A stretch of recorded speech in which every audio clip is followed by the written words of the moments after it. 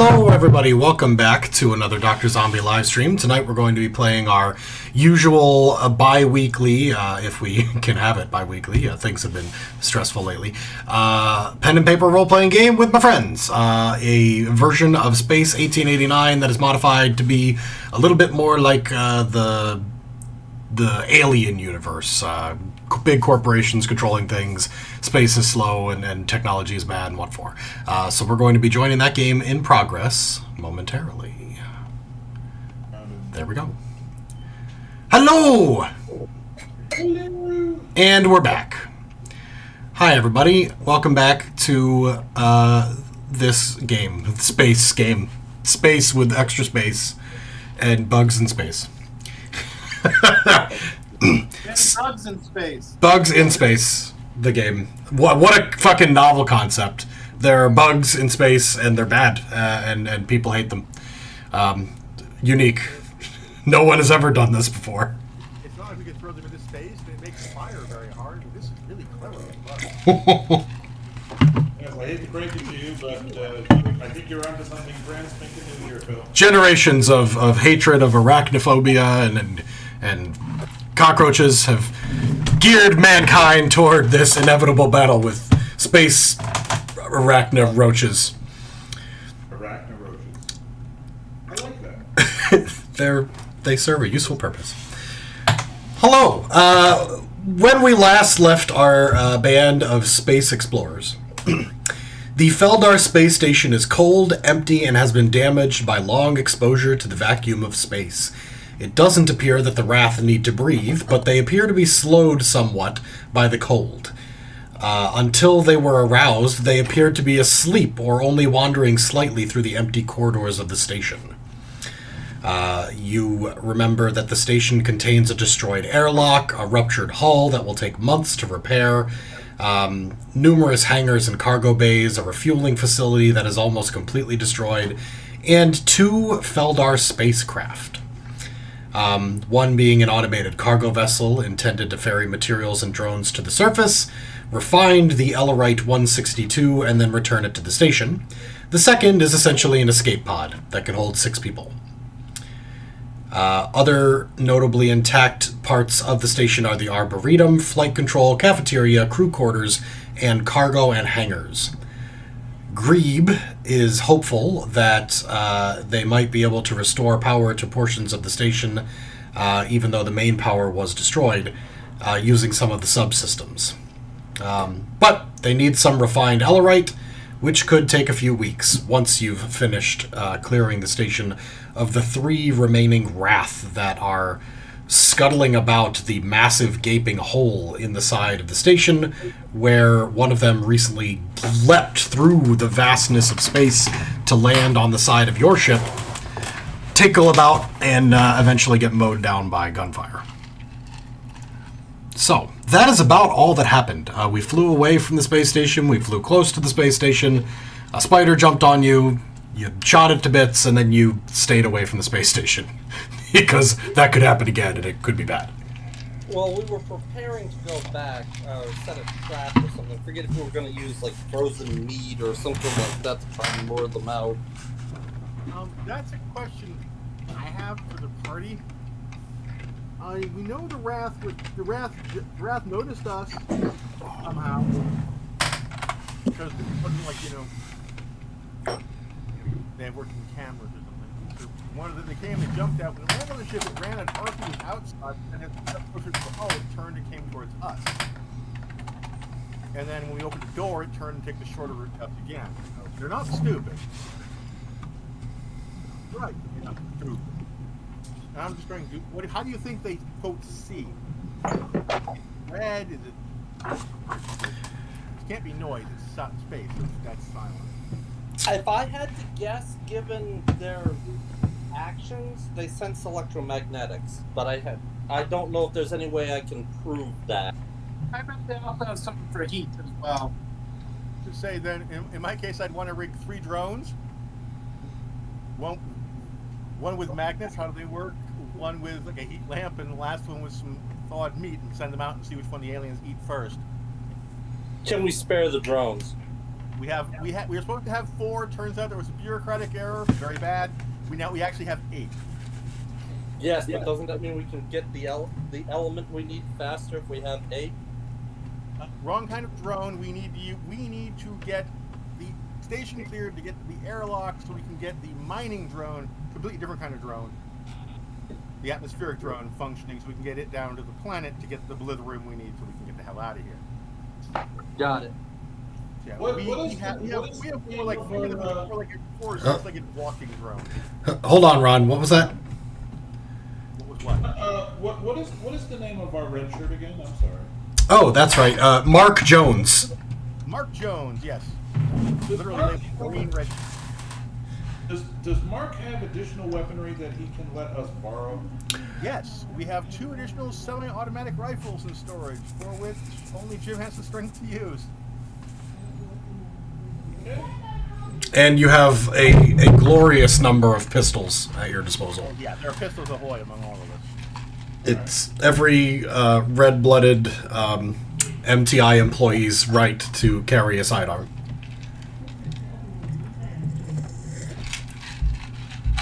Lest the commies take that right away from you.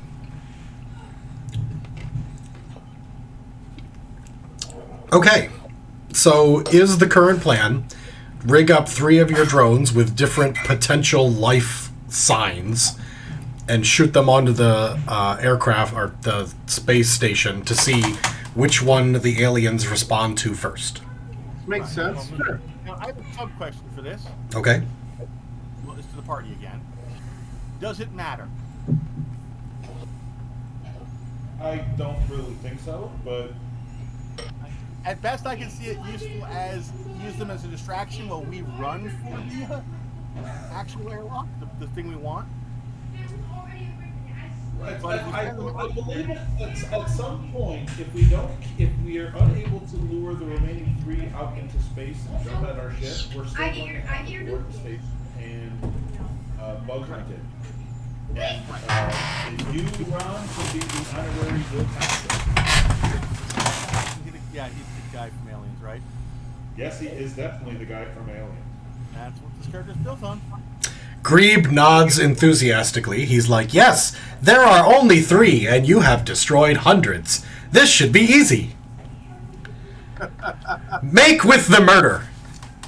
Yes, look at that murder. So the question becomes, all right, we have a plan, but what information will this plan get us? What purpose does this plan serve?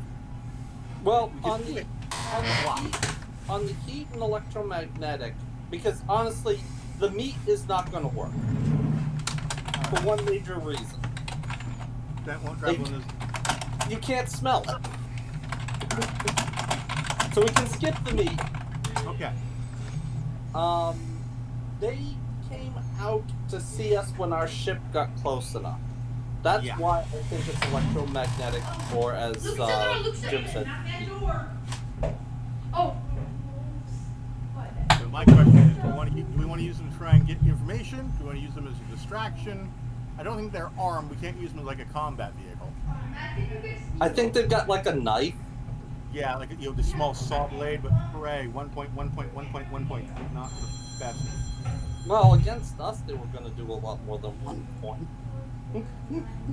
I'm assuming they're not great in combat for the enemies, otherwise we wouldn't have a lot of them.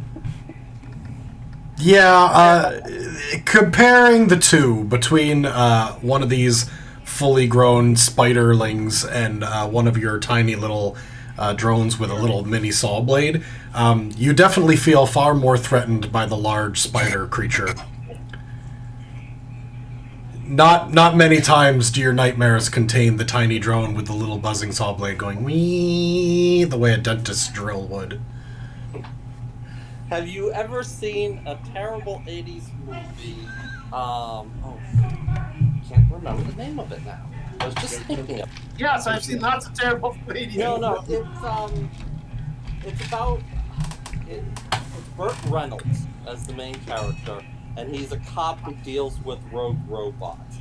And they're robots with these little, like lunchbox-sized, 8-legged things that scuttle across floors, or construction robots, things like that. I think I know what you're. Is it batteries not included? No, that one's a comedy. Yeah. Chinese machine. I think is what you're looking for. It's called Runaway. Runaway, that's I think it. it's Runaway? Runaway does not have Burt Reynolds in it. Oh. Yes, it I think it's does. Which one is Chinese it? machine. Wait, who is this then? Tom Selleck, not Burt Reynolds. Oh, sorry, they look the same. It's funny because I googled Burt Reynolds deals with robots or whatever, and it immediately knew that what I actually meant was Tom Selleck. Google is way smarter than it's supposed to be. Oh, yes. I'm sorry, but during the end, they had a very similar vibe. Yes, Google is a lot smarter than all of us put together. Yeah, I mean, this picture of Burt Reynolds does look disturbingly like Tom Selleck. Well, Yeah, fact, it was Tom Selleck. But also, okay, we figured it out. Oh my god, I guess. anyway, again, we could try to lure out the remaining three, but I think we're still going to end up doing the bug hunt. If we can face them with the weapons of the ship, it'll be easier to destroy them. Agreed. But again, back to my thing. If we can lure them out of the station, awesome. But if we can't, we have to board the station. Yeah. Um, Well, I mean, let's set up 2 drones. We'll set up one with a really noisy microwave emitter or something like that for EM. And the other one with, some sort of heating source on it, like maybe blow torches or, I don't know, welding equipment. I don't know. okay. And then we can send them out and do ever getting closer to the station to see how long it takes for them to react. You're just gonna, hang them off the side of your ship, or, shoot them at the station, or what? That's right. We can't actually control them in free-fall, can we? No, it's exactly like what you think. It's like throwing a baseball into the completely gravityless vacuum of space. Once it escapes the ship's very small gravity field, it's just gonna float until it dings into the side of the space station. So, I mean, if you're accurate, you could throw it at the big, massive hole in the side. Not going to be difficult to launch them out and do that. However, you're not going to be able to stop them midway and then have them do a little dance. Yeah. I love how you're applying physics to It's almost like you have no clue how math works. Amazing. I just want to reach through the internet and hit your Ooh, yours is so I just want to slap your teachers. How dare you? Phil.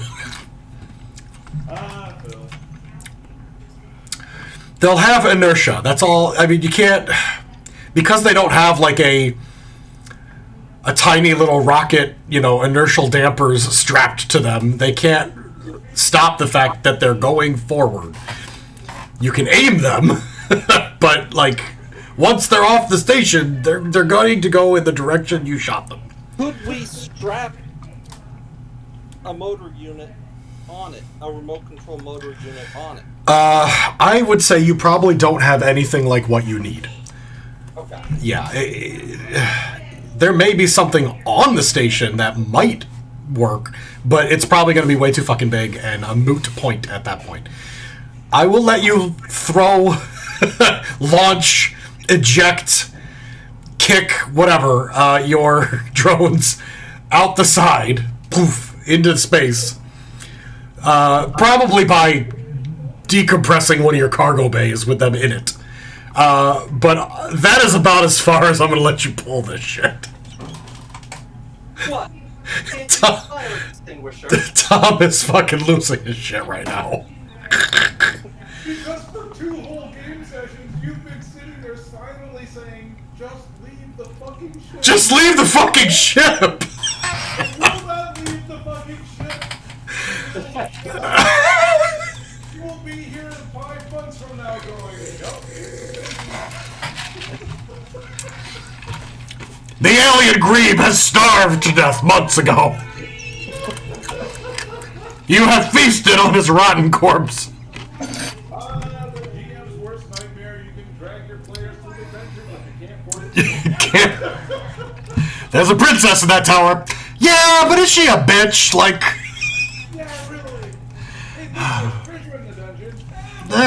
but, I mean, I can make a solid 6 copper selling apples. Alright, so, in our defense, none of us are combatants.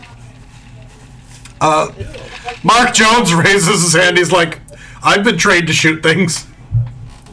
Yes, you're an NPC. Rude. If you want us to problem solve, I just... fast forwarding this shit. You're gonna launch 2 of your drones over there, and the alien bugs are going to either rape one of them, or both. And you're gonna go back and say, well, that's it. They must respond to heat. Then what? What are you gonna do next?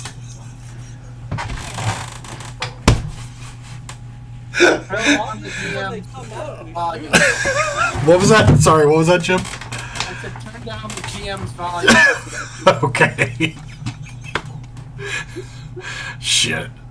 so when they come out, we shoot them. How hard is it? That works too. Okay.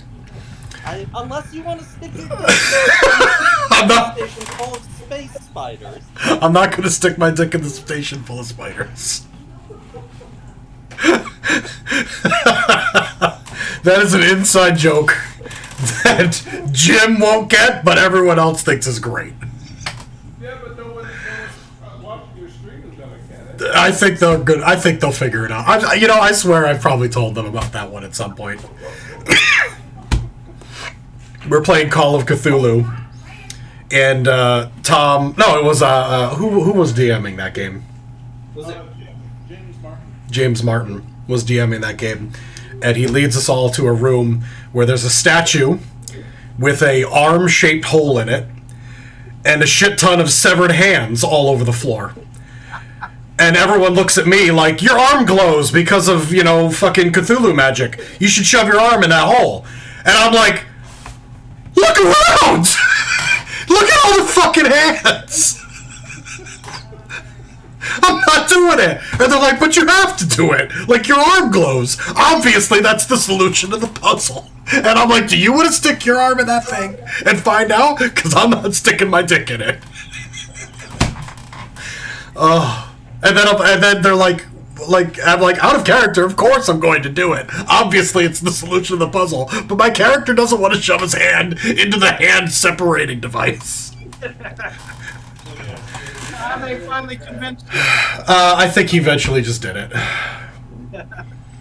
I think the This- Cthulhu Nazis were chasing. That's right, the Cthulhu lizards were coming or something, and I'm like, well, I really don't have much of a choice. Oh, God, that was funny shit, though. We argued about it for 30 minutes, and I knew full well I was going to do it, but I really just wanted to argue about what a terrible idea it was. I love this. I love this Meeting over.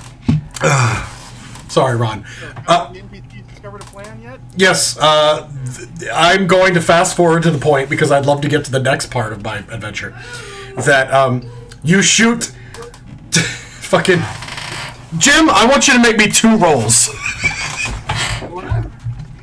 I would like you to make me 2 engineering rolls, please. Arthur Robertson is going to try to rig up a heat lamp and a electromagnetic pulsar to 2 different doodads. The first one will be for the heat, the second one will be for the pulsar. Alright, here we go. This is going to be a... Did they solve what happens next? Oh wait, this is backwards, I think. Yeah, that's backwards. That was 2d10. This is your craft engineering, I think, is the right one. There you go, 6. Okay. Oh, you said 2, right? Yeah, give me a second one as well. Sorry, what was that, Tom? I'm thinking, I'm half tempted to swap characters with Mark, just so that one of us is an actual combat person who's like, fuck, there's no way. goddamn gun. All right, you feel pretty confident that both of these will work and won't disrupt the robots, the station, the drones, anything. And you rig up a tiny little capsule of air that will pop remotely and send these things hurtling off the side of the spacecraft. So you don't even have to like kick them out of an airlock or do any stupid bullshit with air compression. You crawl them to the front of the ship, you press a button, and they go psst, and they float toward the thing. And you feel great about it. Yeah, go ahead. Question. Okay, I don't have a sense of do we have munitions that we could strap to it and explode it when the aliens swarm it? Oh, destroy our drones. We might need them. And so no, partly because most of those were requisitioned when you fought the Wrath initially for that whole minefield thing. That's what I thought. I just figured that out. You guys rolled everything you possibly could and still could not come up with enough C4 to rub together. Like, it was not happening. And also, there's the whole we don't want to blow up the very valuable space station aspect as well. So you press the button, you hear the tiny decompressing tss on the cameras that are, filming this from J.J. Abrams' point of view, and they float harmlessly toward the giant hole in the station. When they get close enough, their magnetic legs start pulling them toward the floor and one toward the roof. They connect and start scrambling about. 7 seconds later, both of them get torn to shreds by nearby Wrath that just emerge from the vents, grab a hold of them almost at the same time, and just start ripping them piece from piece. You have the opportunity to fire your uranium cannon at one of them. Fire away, my friend. That's you, Tom. That is me. Alright, where's my gunnery? Better or worse than my gunnery? Well.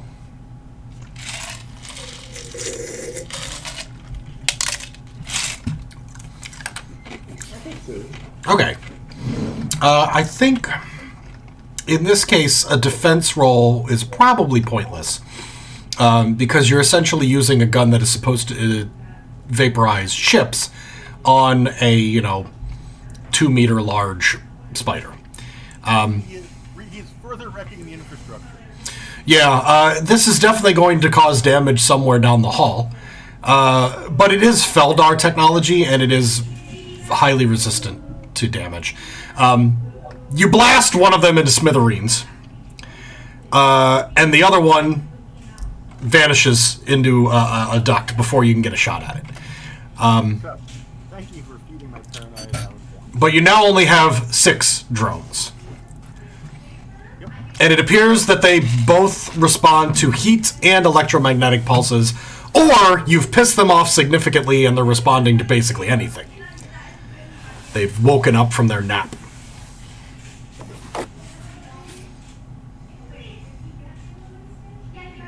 Well, on your hand, it did get us 2 of them. Yep. We're now down to only 2.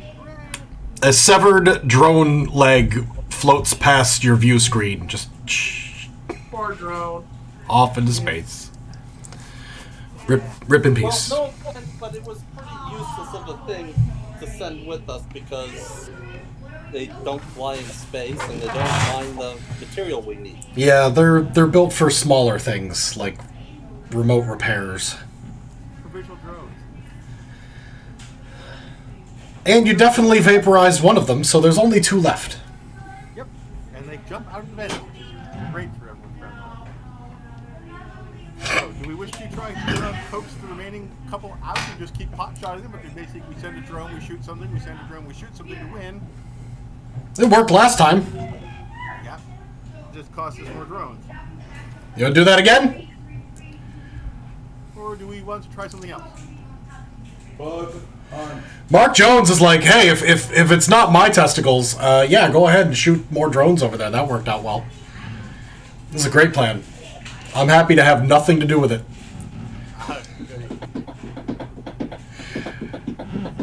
Jim, are you prepared to sacrifice 2 more space drones? If I must. All right, make 2 more engineering rolls. More space drone. That stand cooking, I hear. I'm almost done. That's why the camera. So that's why the camera looks into the kitchen. Last time it worked well. No reason why a 6 shouldn't work this time. Throw 1 drone and see if we can shoot. Well, that one still feels pretty good. All right, you send them hurtling toward the space station. Psst. The one that you got a 5 on spins a little more than you'd like, but it does eventually land on the space station. They both magnetize to the floor. They go click, click, and scramble around, and nothing happens. Are we sure there's a 3rd one? Oh, you saw him a minute ago. There's at least 1 more, but you remember seeing 2 more. But they're also intelligent enough to realize that if they poke their head out, they get blasted with space weapons. You realize these aren't food. Yep, the drones click around in circles, doing as they're told, and they do not get snagged. All right. In that case, turn on the teleoperator and let's turn on the teleoperator. That would be Jim, and let's march a drone to where we need it to. All right. March away. Where do we need it to go? We want to get that stupid Lithium space drone up and working. You know, All right. one of the few spaceships here that still works. Grebe tells you that in order to get to the airlock that has the deployable mining vessel, you're going to have to go, down the hallway to the right, down the hallway to the left, down the hallway, and it's the 3rd door on the right. So you start walking that way, clickety, clickety, clickety, looking through this green, alien-esque terminal of just this horrible staticky video feed. And you're like, that looks like a door. You walk over, you saw yourself a little hole in the door big enough that you could push the drone through. The drone scrambles through, and for just a moment, you see some large, slimy creature, and then the feed cuts. Ah, shoot. That's okay, you have another drone. Yeah, but we gotta lure it back here so we can shoot it remotely. Then run your drone fast. Then your drone needs to run faster. Run! Oh, I have a question for our dear engineer. Yes. Did it look like a small, horrifying tentacle monster, or a large, horrifying tentacle monster? I don't know. GM? Compared to the drone, it was absolutely enormous. It took up maybe, half the hallway. Oh, enormous, yes. I say hallway size. Is that the How same as big were all the 4? ones that... It's the same, yeah. Okay. It's the same. Your ship's scanner is detecting exactly 2 life forms on board. Yay.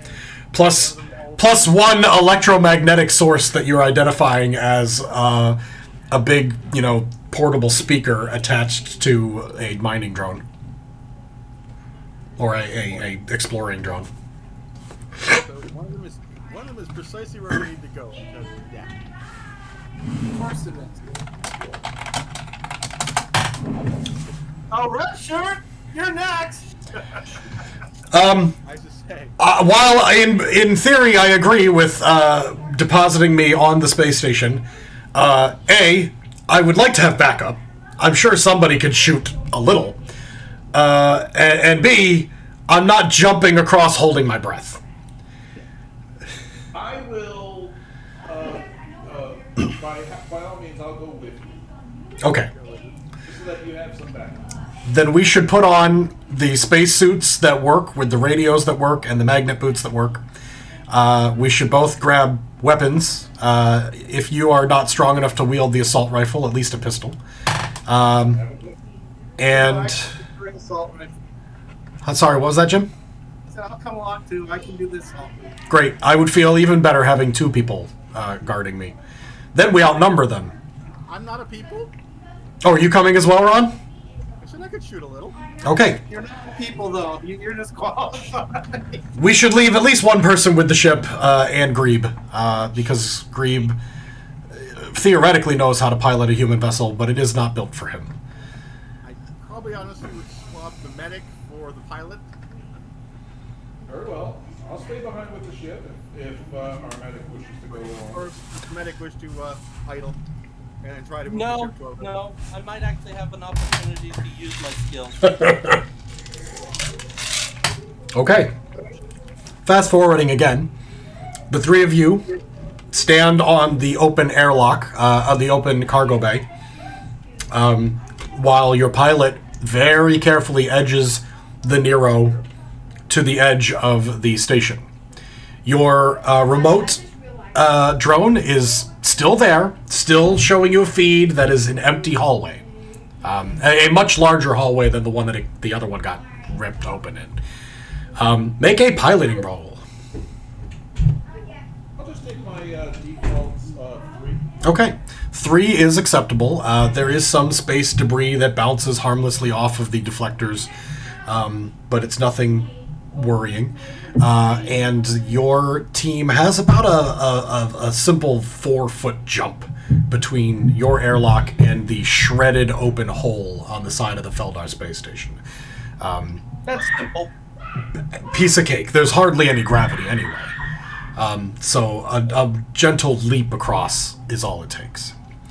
Is everyone, and by everyone I mean Mark, Jim, or Mark, Arthur, and Matthias leaping across? Oh, and Devad. Devad will, but Devad also has to step away for a moment. I'll be right back. Okay. Devad leaps across and then immediately goes AFK.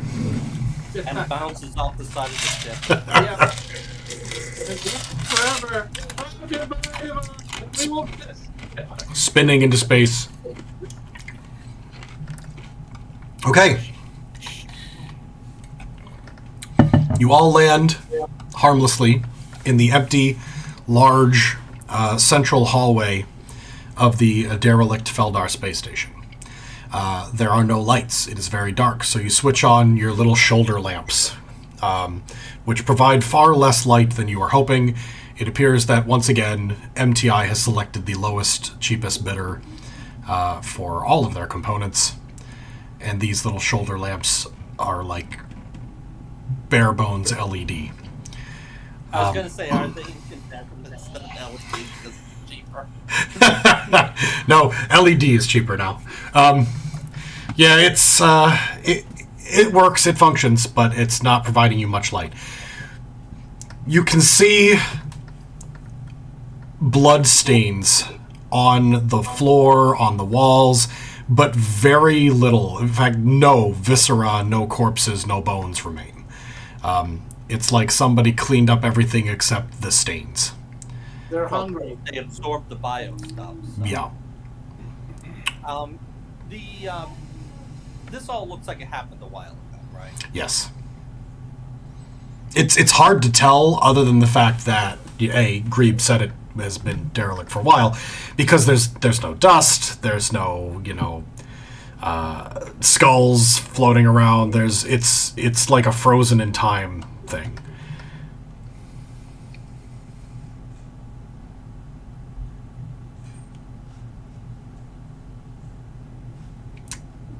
We're locked up. I'm here. Yeah, I think it got very quiet. I think everyone's thinking. What would you like to do? All right. Well, we know roughly where one of them is. I'm cocking my weapon. Chink. Mark does the same. He's pointing down at every dark hallway looking for potential ambush points. Saying, there's a vent over there. That door is ajar. That one's been ripped apart. But currently nothing is coming toward you. The sensors on the Nero are not powerful enough to be like, it's 37 meters away and closing. So you have to rely on the senses that you do have, which does not include much sound. But, vibrations, vision, those things are trackable. The hallway extends maybe 100 feet, and it splits off in multiple directions. Different rooms that have been torn open or doors that are closed and currently unpowered. Grebe comes in over the radio. Hello, this Grebe. Grebe is here speaking to you through your ears. Please go forward to the door that the drone drilled a hole in. Once again, this is Grebe. I tell Grebe that he has to end every communication with over. I am ending this communication with the word over. There you go. The door with the hole in it. Okay. You approach the door with the hole in it. And you can see coming out of the hole is like one of your spider drone legs sparking still. Everyone make a perception check. Perception.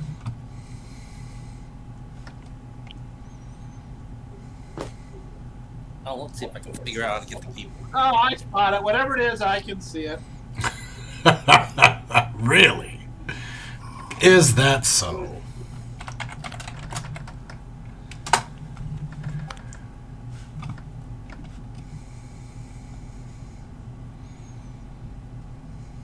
So can Stan. A 5 is good, yep. Stan's got a 6, yep. These things are not terribly stealthy. I'm going to assume that Divide also will take like an average, and that'll beat a 2. And Mark will take his average and beat it as well. There is definitely something large shuffling about in the hallway beyond. And you hear it and get ready for it before it tears the door, just pulling it apart. And it, pokes its head through, and it looks like it's screaming with, huge jaws. Rah! But you don't really hear much other than your radio, which is Mark yelling, "Shoot it, shoot it!" And he opens fire. Everybody roll a gunnery, or whatever the... Firearms. Roll firearms, yes. You don't want initiative? You're all prepared for this one, so you'll get an attack. It will go last. You will all get initiative on it.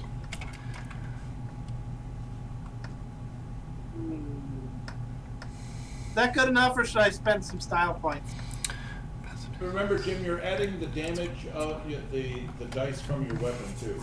Oh, that's right. How much is the assault rifle? I feel like it's 3, but I could be wrong. I believe it's 3. I believe it's 3.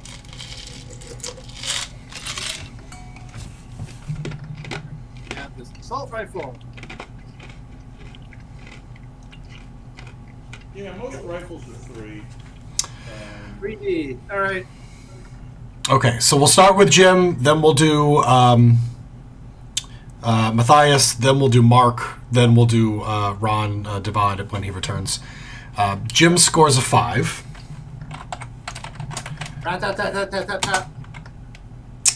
1 point of damage to it. Now, correct me if I'm wrong, Tom, but every concurrent defense on the same round lowers the amount by 2? Okay, so you start shooting it first, Jim. It doesn't appear to be that effective. You wing it, but then Matthias shoots his pistol. 3. Another glancing blow. Then your super soldier starts blasting it with almost no defense remaining, and he gets... Oh, sorry, I did that wrong. So he gets a bunch of 6s. 62. There we go. He gets a 5 plus 1. He always gets a plus 1 with his gun, which is... Oh god! You missed your team just shooting like crazy at this thing. It gets 0 on its defense for that one. So that's 5 additional. So 1, 1, 5. Which is definitely enough to drop it. So you guys start pinging it. It gets winged, and then just Mark mows it down the middle, splitting it in half. Yeah, Mark. There's like complete dead silence, and then you hear Mark go, "Woo! Yeah, we killed it!" And then I need everyone's initiative because another one is flanking you. It like bursts out of a side tunnel. Oh, so the fact that I've just cut out from the rear is not lucky. Yep. You, Ron, are in the back looking over everyone doing well. Initiative rolls. I got a 5. 6. Init. What is initiative anyway? It's Dex plus 8. Yep. Okay.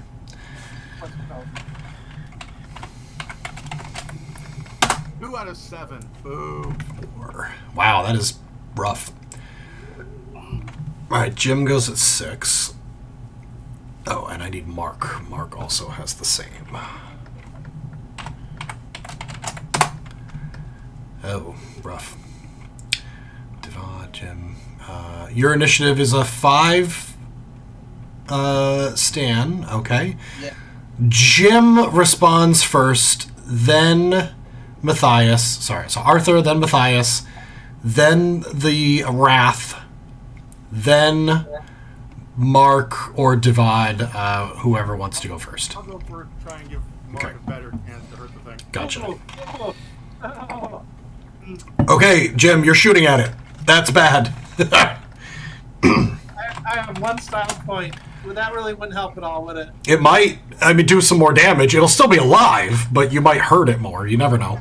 I'll spend my style point then. Okay, you spend your style point, giving a 3. Oh, wow! Total failure on defense. You blast one of its arms completely off. But it's still moving toward you. Aggressively. Then it is Matthias, the medic. Is there anything around me that I can use for cover? I don't feel like being tentacles. I was going to say, you can duck immediately behind either Devad or Mark, who are closer. Divided in. I hide behind the bureaucrat. That's a very good use of government infrastructure. I was gonna say, it's gotta be pretty dense, so... Devad realizes immediately that pretty much everything on this Feldar space station is probably worth more money than him. So, yes, you are correctly hiding behind the thing that is worth the least amount of money. Yeah. And then I shoot Okay. What? Well, he's got 3 chances, and he blocks it. It bounces harmlessly off his chitinous body. So you shot the arm that's already gone. Then it reaches forward and actually scores damage on either Devad or Mark. So we'll flip a coin on that one. I vote it hits me because it's funny. It is funny. And you will be even. No, it actually goes right for Mark, who has more... No. 0. 6. Okay, its attack is... 0 is even. No, 0 successes. He rolled 0 successes, 1. Oh, Yeah. no. There it is. Okay. It attacks twice. I will yell at him to roll with it, try to buff his defense. Okay, so it attacks twice, as if it had like 2 guns firing at the same time with different, results. A 3 and a 1. Mark's defense applies to the first one, and then or -2 to the second, and his defense is a 6. He's got a really decent defense, so... Yeah, Does Devad's encouragements help? Not yet, because he hasn't had a chance to blither. He takes 2 points of damage from the first attack, Oh. but defends the second one successfully. We can put that back on. So he starts, yells out, "Ag!" A gash in his spacesuit starts venting air, as well as blood. Alright, I will put away my pistol and then head towards him on my next action. Yep. Sure. I think I'm next in order. You are next in order. Fine.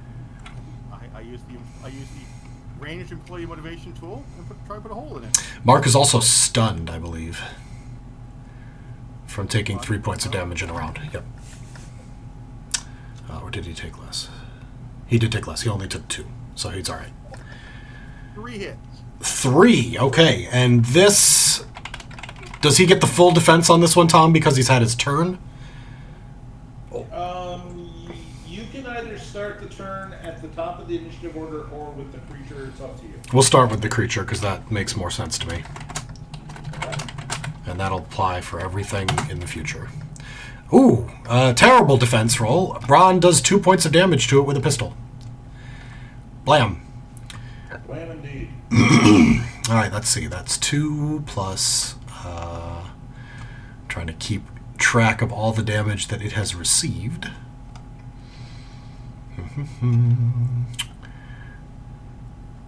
2 plus 2. 3, actually. Okay, so it's taken 5 total points of damage. Okay. Then Mark goes. Yep, Mark cries out in pain, but he turns his rifle toward it and starts blasting it with all he's got, which should be enough to waste the thing. Even with a 4, it now has 3d2 defense. Oh, did I forgot the second... I forgot the second carrot there, that's all.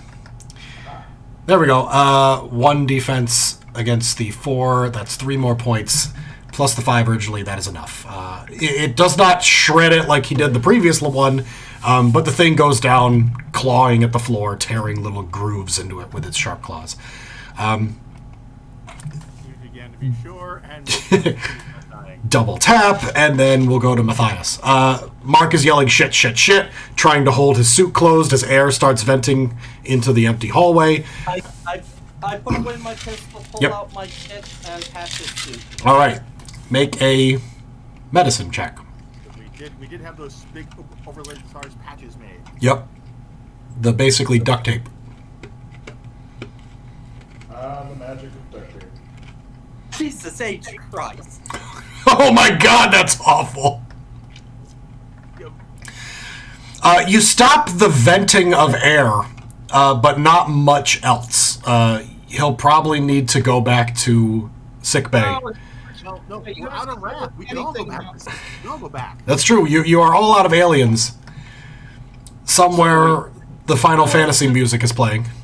I will attempt to patch his stupid suit. Oh, the suit is okay. He managed to patch the suit. It's not hissing violently. Mark is still swearing about how much that stings, but, he's about... Yeah, you're not suffocating. Let's get you back to the station and we'll get you fixed. Yeah, that sucked. Ow.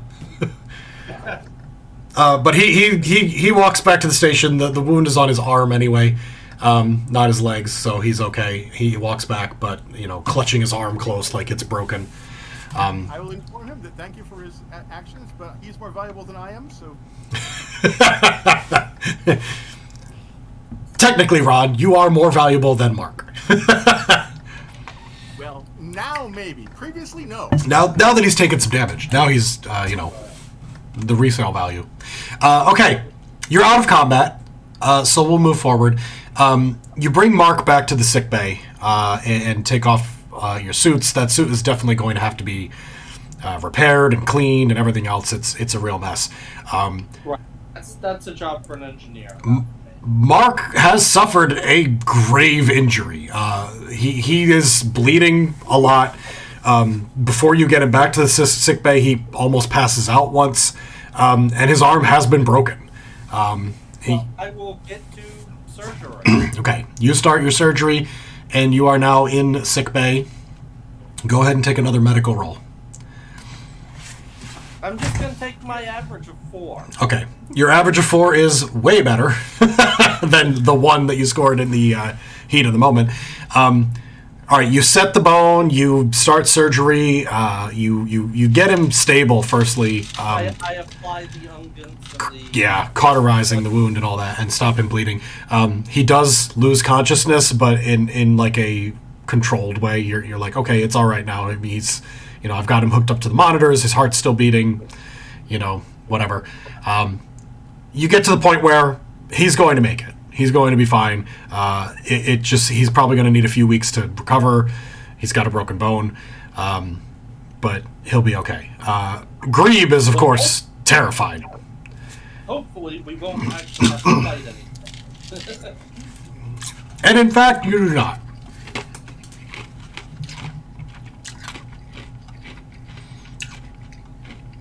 Okay, fast forward.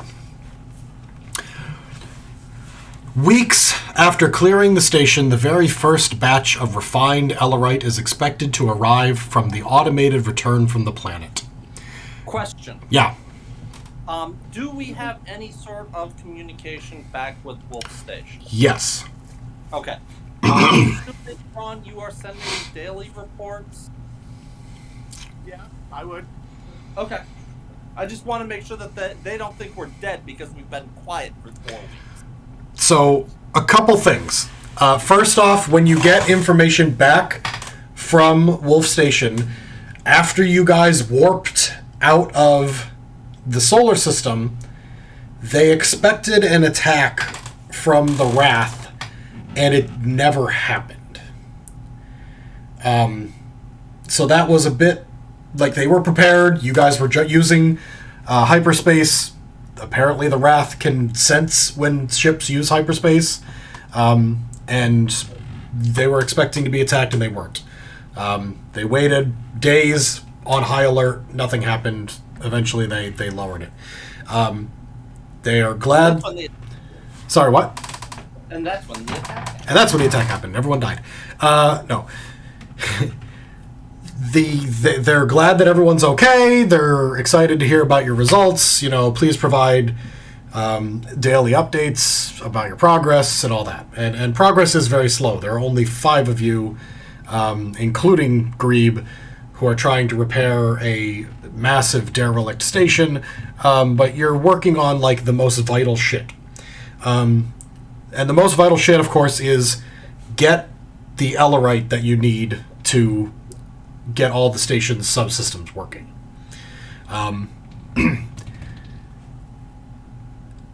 The first batch is expected to arrive on an automated return from the planet soon, within the next day or two.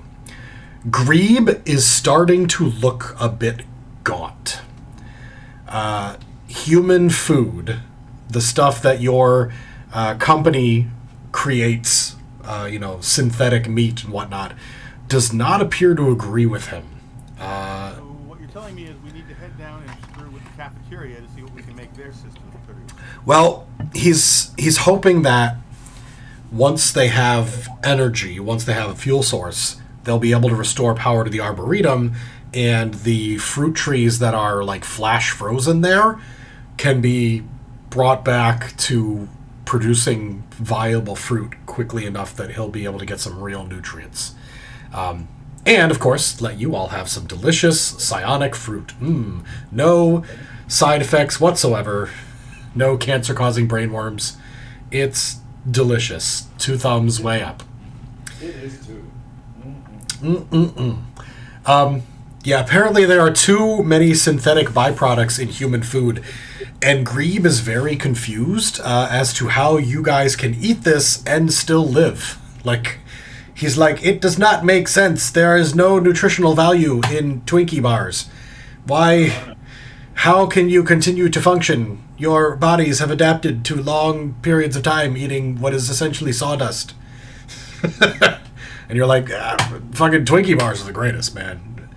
You sing the Twinkie bar jingle. I have read the Twinkie bar jingle from your brains. It is not amusing.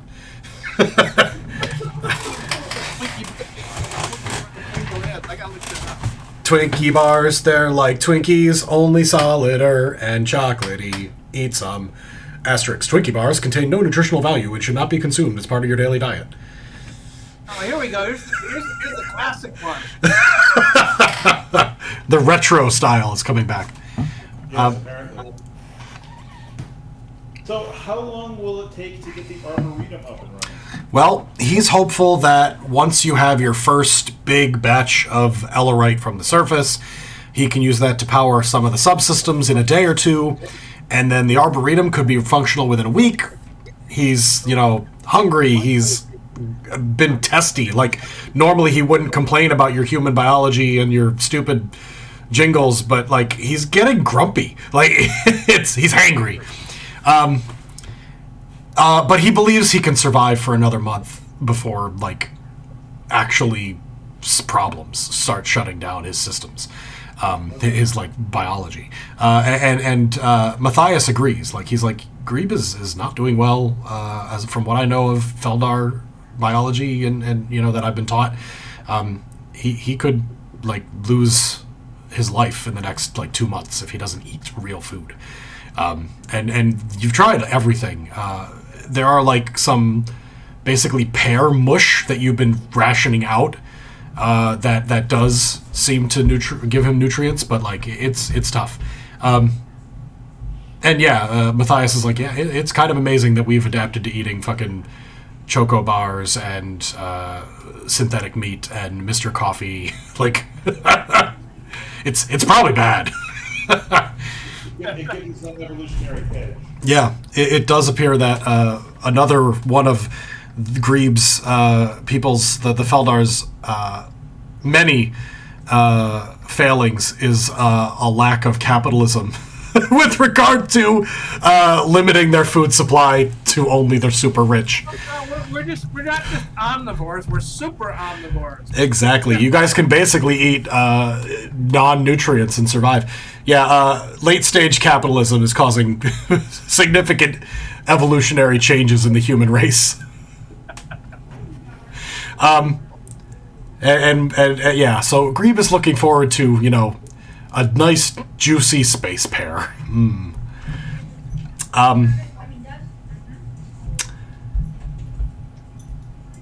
Approximately how much time has passed?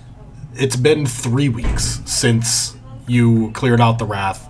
The first thing you were able to do is use the Nero's power supply to get the drill. This giant, it looks like a giant drill, like from, like, you know, like the Incredibles when the mole people attack. That's kind of what the spaceship looks like. It's meant to bury itself into the side of the planet, release a bunch of drones that then search the planet for this radioactive material and bring it back, refine it.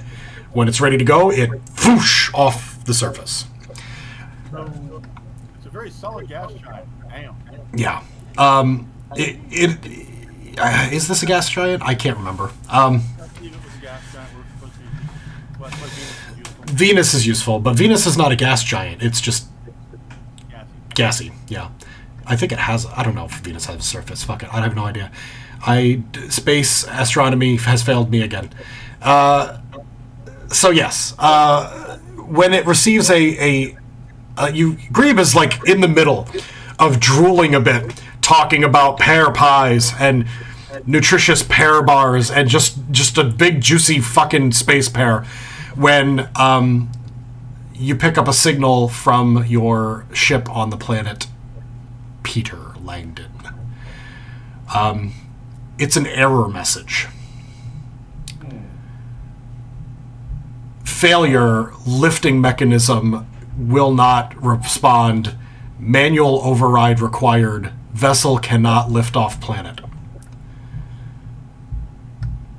I will forward the message over to Arthur. Arthur, how would you feel about a little trip to the planet? Why not? Be fun. As long as we have enough oxygen. As long as we have enough oxygen. Alright. So are you going to use the escape pod, or are you going to take the whole Nero down? So Actually, there's a couple of Feldar ships in the docking bay, right? you've got, I think you only have the two that are on the station, which one, of course, is the mining vessel. The other one is this escape pod. It comfortably seats 6. Okay. And it's designed basically to jettison off the station with very little in the way of piloting toward a target.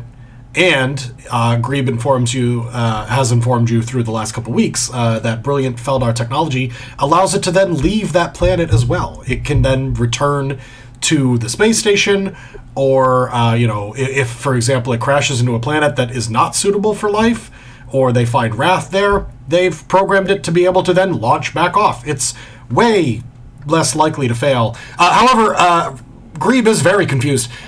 This almost never happens, that the mining vessel gets stuck. And he agrees that it can only be fixed locally. However, he kind of says, I wouldn't send just one person down. The planet might be dangerous. I was going to go with him to make certain that we arrive on time. Yep. We arrive safely.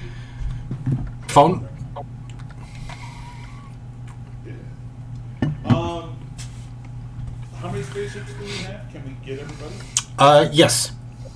So, Grebe has his own, and he is like, as much as I appreciate his abilities, Arthur's abilities, I would feel more comfortable having a Feldar there, just in case something is specifically relating to our technology that you don't know yet. So I will come as well. Very well. Um, Anyone else to accompany?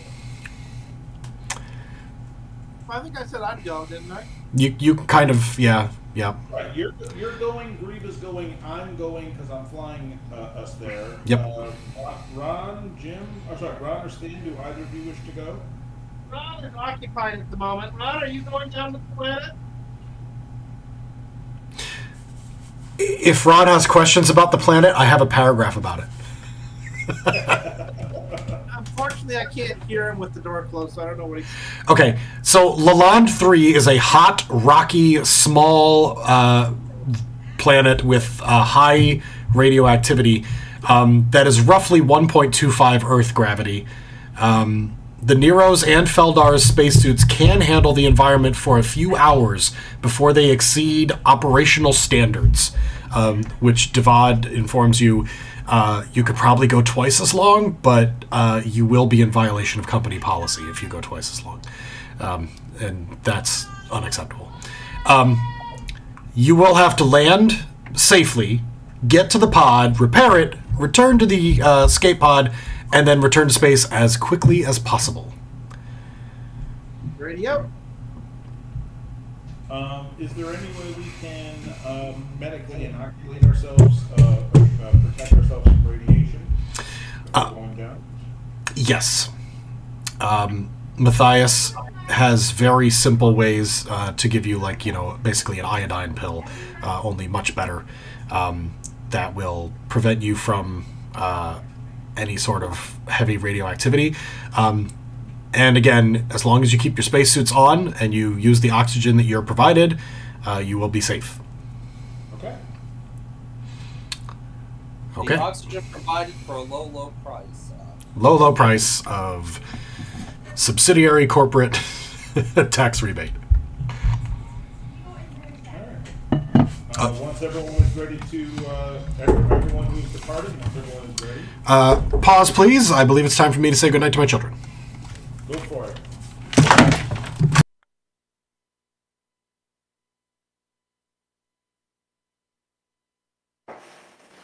With a nighttime NyQuil. Here, go to sleep.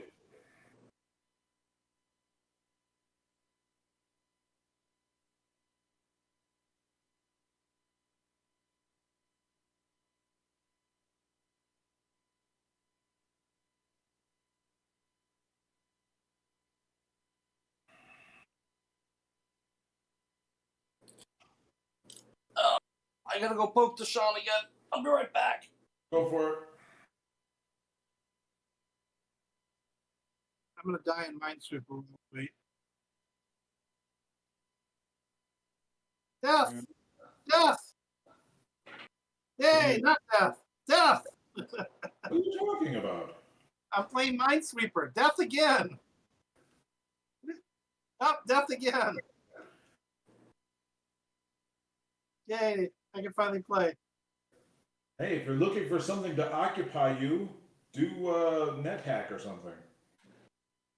NetHack takes too long. You're not playing it right. You should be killed on the very first level by some hallucinogen, bumblebee or something. Always a possibility.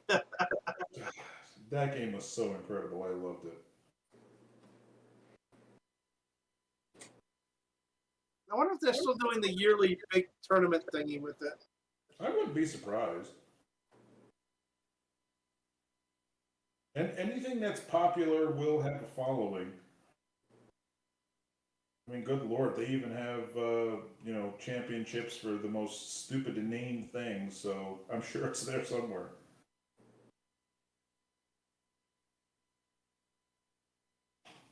Someone told me that there is a rock paper scissors championships.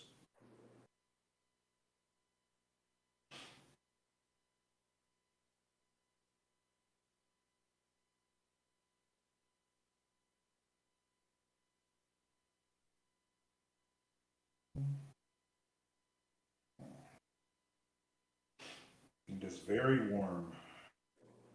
Yep, I'm almost ready to break down and drag up my AC unit. Oh my goodness, it is a very warm day. It's such a pain to set up, and then then I don't want to put it away because it takes because I don't want to eat it. I know. I died. No more of that. I mean, hell, before I installed the central or replaced the central, I was using the 2 window ones, and I agree with you. They're a royal pain in the ass to put in and out. And I actually advanced beyond the window ones. I got one of the ones that sit on the floor and you just put the exhaust out the window. oh, That works a lot better, but it's still I have to drag it up out of the basement, and it's room starts smelling funky after a while. Some candles. Gotcha.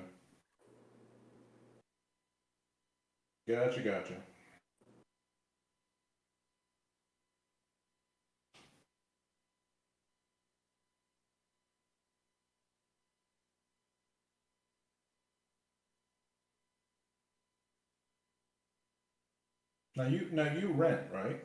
Yes, I rent. So you can't put one in if you wanted to. So if I win the lottery Friday, I'll buy.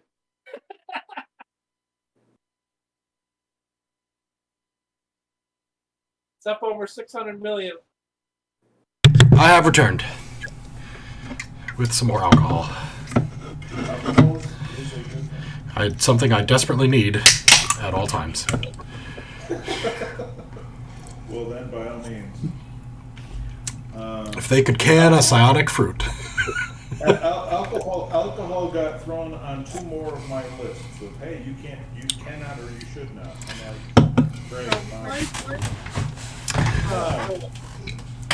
I believe I'm not supposed to be combining alcohol with 1 or more of my medications, to which I respond, but alcohol is my medication, so I'll be continuing to drink it. No, so here, this was one of my little punchlines recently. For my yearly physical, I had my blood work done, and there were 2 things that were interesting. One was triglycerides were high, so they're like, okay, well, you have to avoid your fried foods and the bacon and the cheeseburgers and the stuff like that.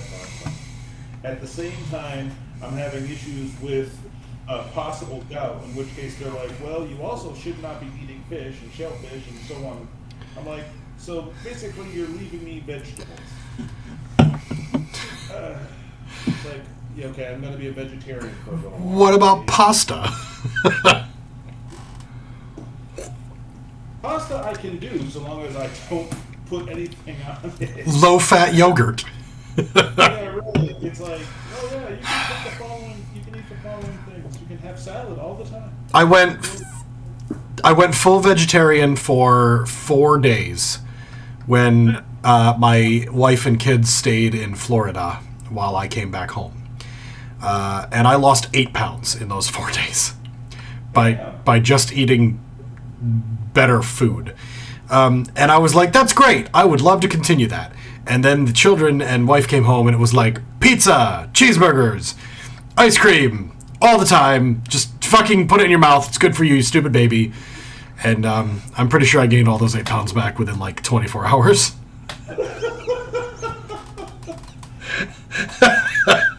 Fuck, that sucks. I have the willpower on my own to eat healthy, and like I told you, Tom, I grow a vegetable garden.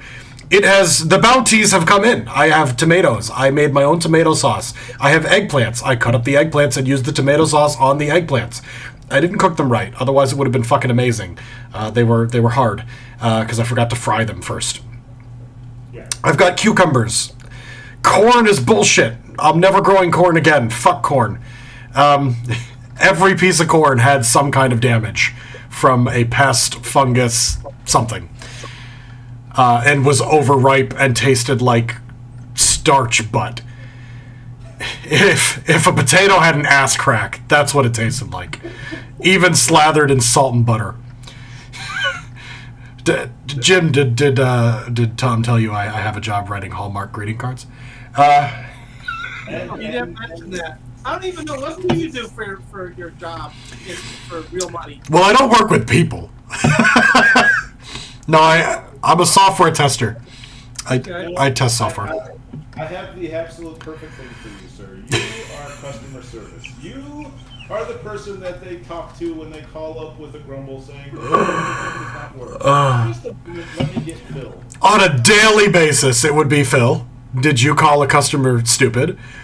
And I would say, no, I did not. And they would say, but the customer said you did. I said, no. I said, are you stupid? I asked if they were stupid. Works. Dismissed. What the fuck was I talking about? So yes, garden. So a lot of the food I ate was just from my garden. Like I just ate cucumber. I, ate cherry tomatoes, and it was amazing. Awesome. I'm growing loofah, which is literally what you think it is. Like it is a squash that you then wait till it gets overripe. You peel it, and then you cut it into sponges, essentially, scrubbable things. So, yeah, I grew some loofah this year. So. Now, does anyone else in the family have an interest in your vegetables, or is it just you? Other than the fact that I did make eggplant parm, which the family normally loves, most of them, except that I fucked it up. I'll get another opportunity because I have plenty more tomatoes and plenty more eggplant. No one eats cucumber. Nobody. In fact, the children, yeah, I love it, but the children even hate the smell of it. I'll cut it open, and I'll hear one of my bitch-ass children go, "Ugh, it smells like cucumber again." Fuck off! It smells like delicious, fresh cucumbers, you dipshit. They do like pickles, but the cucumber I grew was like slicing variety, not pickling variety. So it's too fucking big. You know who does love everything I grow? The fucking animals. Like, if I have a cucumber that rots, I throw the rotten cucumber on the ground, the chickens eat the hell out of it. What's left is a rind in minutes. And the bunnies are the same way. They love it, too. Most people don't like tomatoes, but I made tomato sauce. That worked. Corn, I gave to my mother the pieces that actually were edible. The 3 out of the 13 ears that I deemed worthy of eating. And again, the chickens loved it. They didn't care that it was full of bugs. In fact, bugs were just like seasoning. Chickens love bugs. Corn is hard because there's a lot of crap that eats it. Not only that, but like you have to grow a lot of it just to make sure like the corn in the middle does well. Anyway, I think that's about it. I got eggplant, tomatoes. Oh, basil! Oh my god, I've got tons of basil. I'm drying it on a rack, and then I grind it up and turn it into dried basil. I've got bushes of basil that are up to my hip. What's all that? Nothing. I can't use enough. I can't cut it. I go out and I spend an hour baking in the 100-degree North Carolina heat to fill up a bucket full of basil that is too much. I can't hang it all. It's too much fucking basil. And the basil plants look like I did nothing. They're just as big. So I Try plenty of oregano, then you won't out the mow, it'll be everywhere. I tried to grow oregano. I have one oregano plant that survived, and it's in a pot by itself. It's only like 6 inches tall. I had parsley as well. Parsley didn't do as well either. Oregano, morning glory, and lemon balm are the 3 things I kill. Next year, I'm going to turn one of my like squares of vegetable garden into just spices, and mostly spices for pickling. Like I'll grow a bunch of dill, but basil, I have enough. If I actually go out and cut it all and dry it all, I won't have to grow basil for like 3 years. Like it'll be too much. I'll give away basil, like I give away eggs. Anyway, I don't know. That was a long rant about nothing. But next year, I'm hoping the garden will be even less work for more reward, because I've done all the work to get it set up.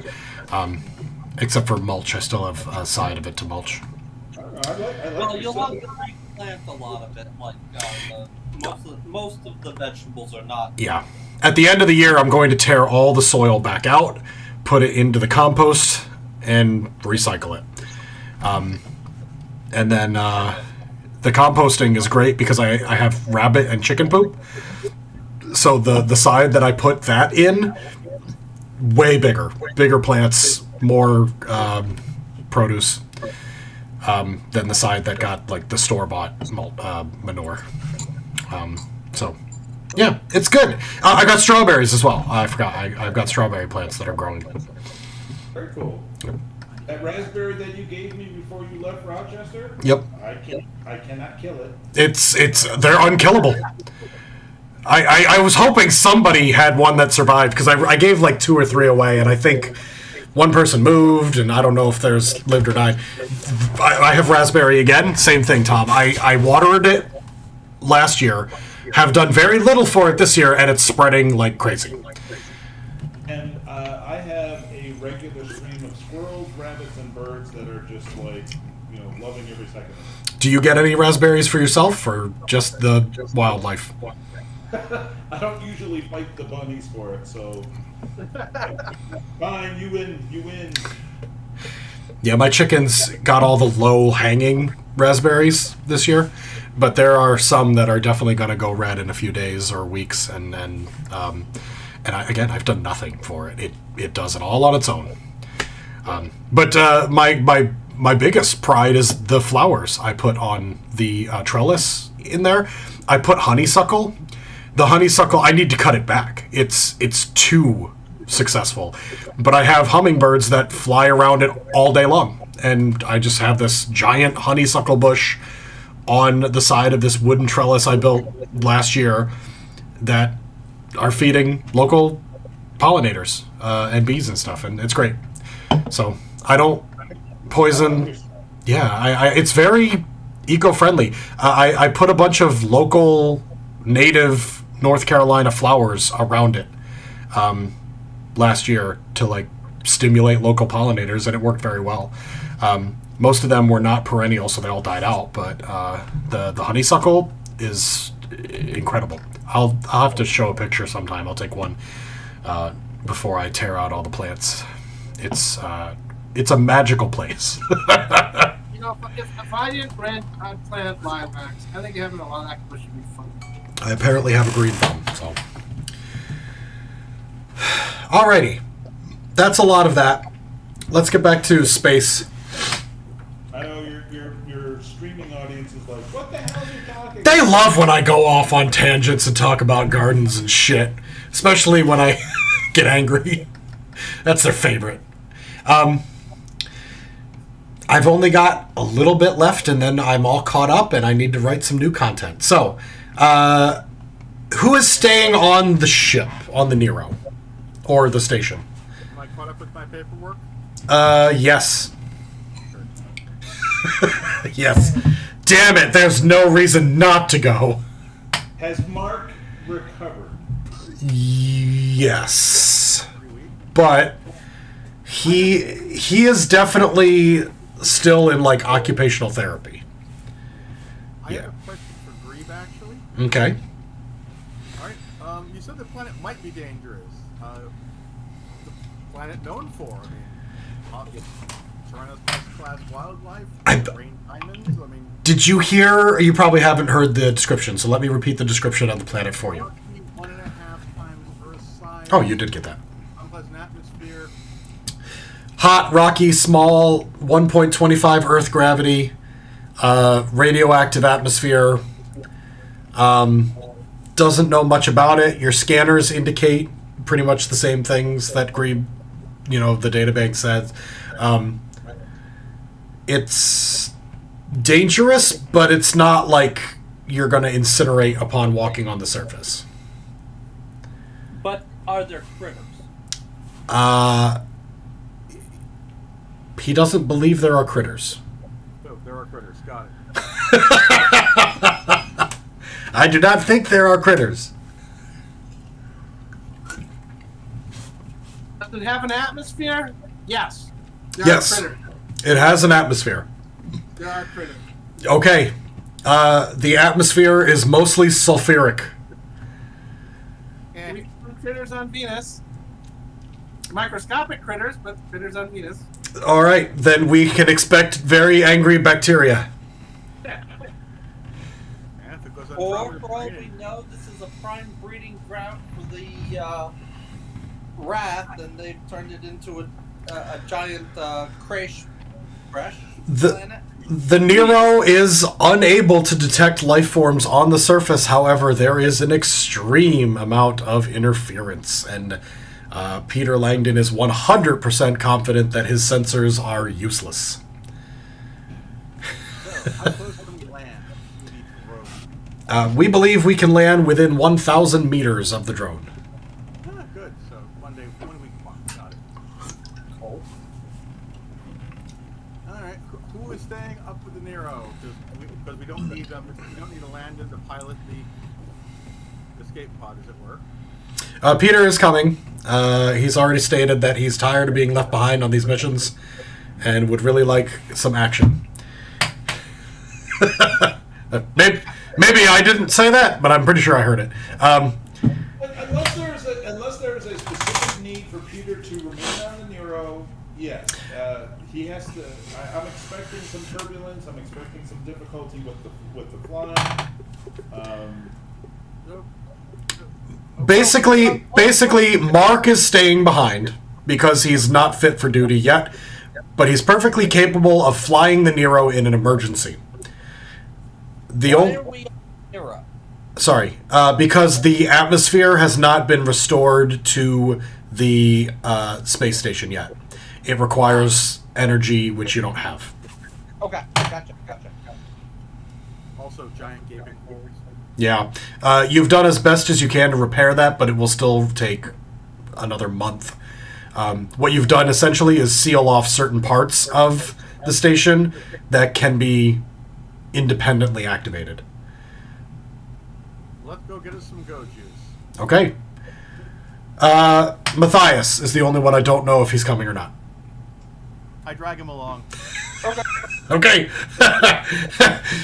Devon's like, if I get injured, I want you there. You're coming. Pretty much. All right. The 5 of you strap into the escape pod. Grebe presses a bunch of buttons on the Feldar console. Actually, no, I'm sorry. I take that back. He thinks about launching the pod, and the pod launches because it interacts with his brainwaves. I will ask Grebe, how do I do that to think, other than think at it, and make it go back up? Well, when we have more of the fruit, it'll be much easier to do. Yes, but we don't have more of the fruit right now. And you launch. Grievous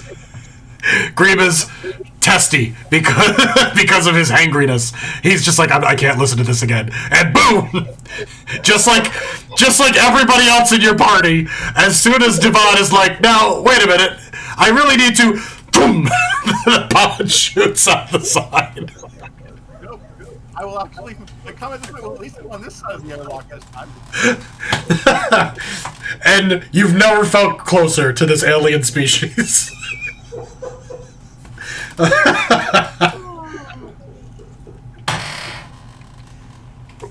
of you, Phil. It is. We need a hangry alien who's just going to be like, shut the fuck up. Shut the fuck up. Just like a month earlier, when Devad is about to make his big speech about humanity's next steps through space, and Peter's just like, fuck it. Hits the button.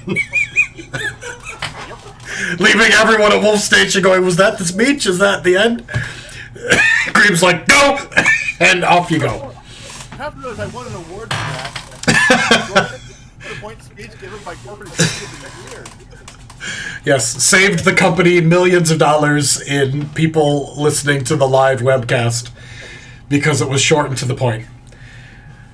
Okay, it's an uncomfortable ride. This is not meant to be a luxury freighter. You are being hurtled through essentially a pea-colored and pea-shaped space orb toward a heavy gravity, compared to Earth at least, planet. It takes about 4 minutes from the time you leave till you feel extreme turbulence as you go crashing toward the planet. Now, you're all in your suits prior to launching. Everything is accounted for and ready to go. If you get down to the planet and you say, oh, Phil, but I wanted to bring this, I'll say, sure, you remembered. It's fine. We're time limited. So, with a sudden jolt, you feel the escape pod's inertial dampers go off, and a reverse thrust as a feeling of weightlessness enters you as it slowly descends the last 10 meters or so to the planet's surface. But it still jolts you all in your seats when you touch down. And then, similar to like Darth Vader's little capsule that he sits in when he's not wearing his helmet, the walls go up like this, separating it into what looks like two sets of teeth almost, and then a ramp extends down to the surface. Lalonde 3 is similar to the most aggressive, steamy parts of like Yellowstone, with geysers of not water but more like sulfuric magma and other uncomfortable gases shooting up mere meters apart. You can see through the thick smoke and haze in the distance the large mining vessel crashed into the surface of Lalonde 3. And it looks, at this distance, like everything seems fine. It doesn't look like it's tilted or anything. It's all ready for takeoff. It's got blinking lights on the side, but for whatever reason, it's not going.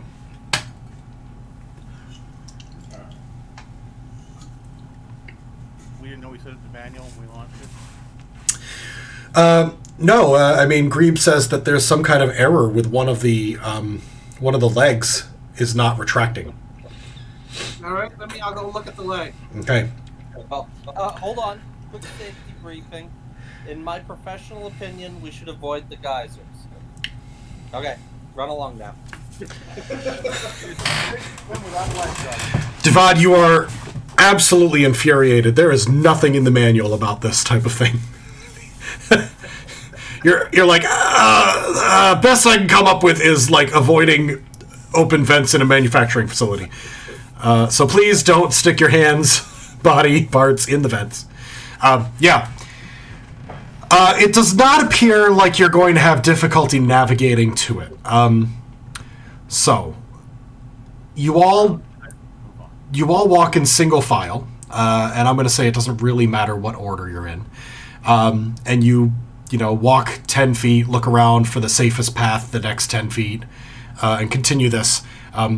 Your craft landed about 700 meters away from the mining vessel. Halfway there, the ground shakes in a mini earthquake. And I need everyone to make a let's say a straight dexterity would probably be good, or acrobatics would be even better. Acrobatics roll. Really? Can I do a straight dex instead? Just 3 times the dex, right? Or how's that work? It works as in give me an acrobatics roll. I fail. I'm good at athletics. Yeah, I don't think athletics is going to help in this situation. You're trying to balance yourself when the ground is shaking next to some... My acrobatics is 0. I fail. Okay. I have an acrobatics of 0. Awesome. This is wonderful news. I couldn't be happier. Peter, you're good. You managed to not fall. Who else has a 0? It's just Ron and Jim? I don't have acrobatics. Okay. So also Matthias. Grebe has acrobatics. He's got 1. He falls. 1, 2, 3. Okay. Peter stands while the rest of you all topple over like dominoes. We all tip over until we're leaning on Peter? Nope, he steps away, valiantly ducking out of the way as Devad crashes to the ground. But is Yakety Sax playing in the background? Bum, bum, bum, bum, bum, bum, bum, bum, bum. Indeed it is. Okay, let's see here. Now what attacks? What will happen? Everyone make a passive defense roll if you fell. I forget which one's passive. It basically roll body. Yeah. Gotcha.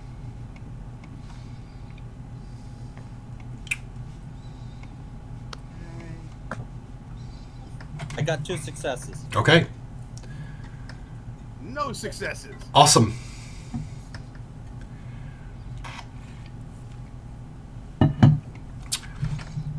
Grebe has to roll. Grebe's fine. He got a 2. Oh, I missed that. What are we rolling on? Passive defense. So basically your body.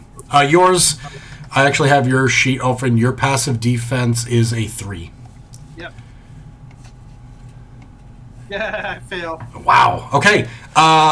Jim and Ron, Devad and Arthur both take a point of damage as hot magma from like under the surface is bubbling through tiny pores in the planet's rocky crust and is sizzling your suits. It doesn't cause an actual hole or a vent, but you do burn your skin through it before you can get back on your feet.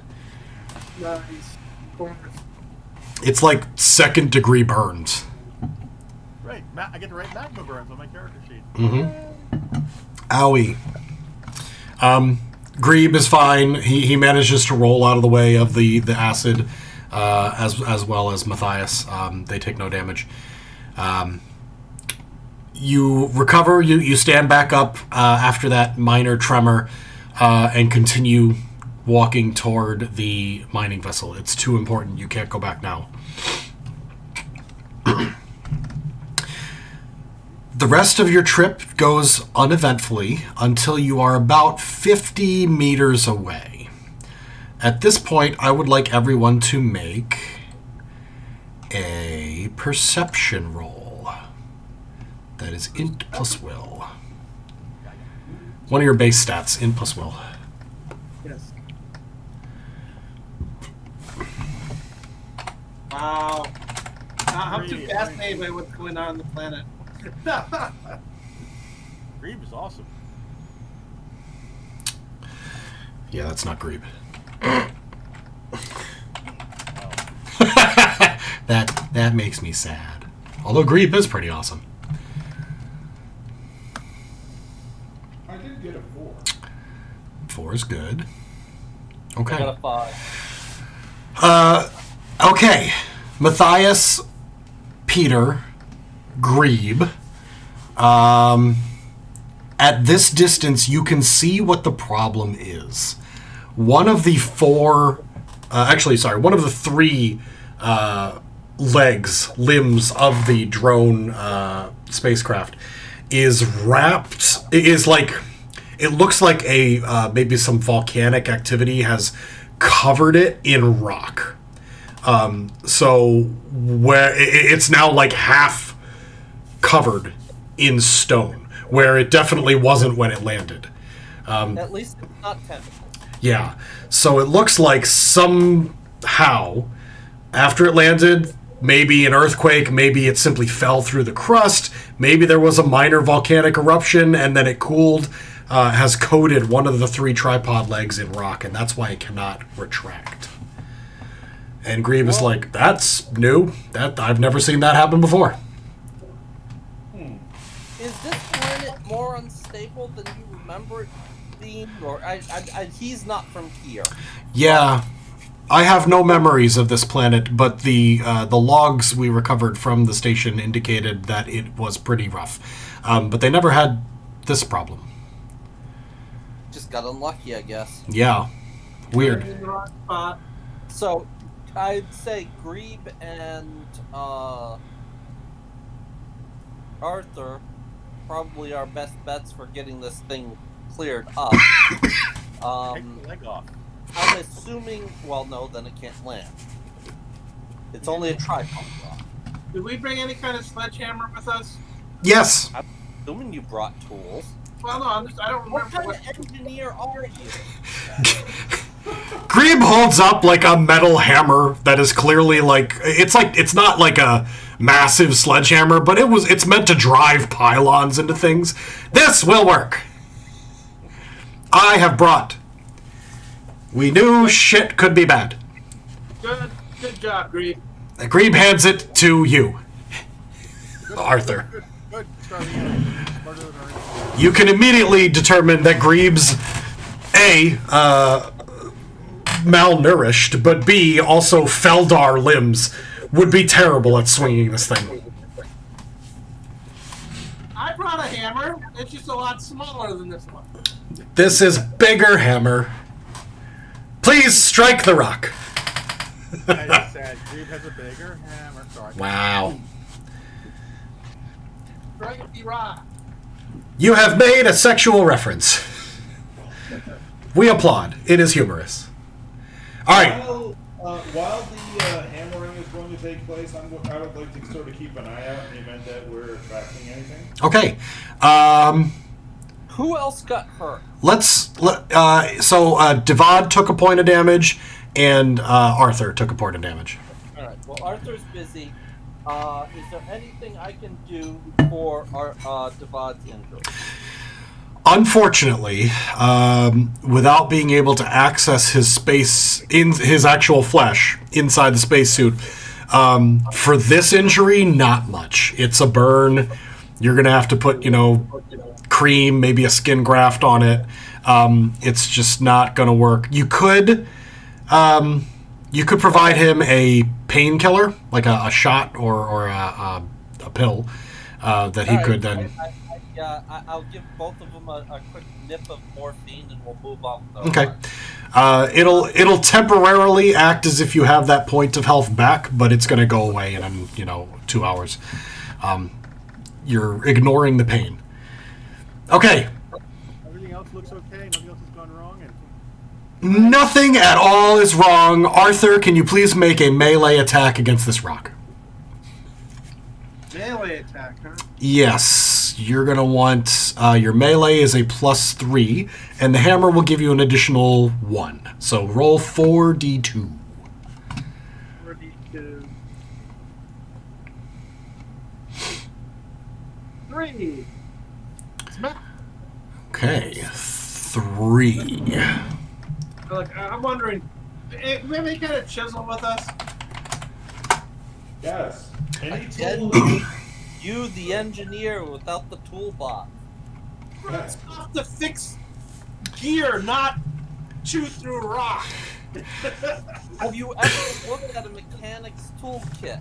It's got things for tearing metal apart. Will this pen do?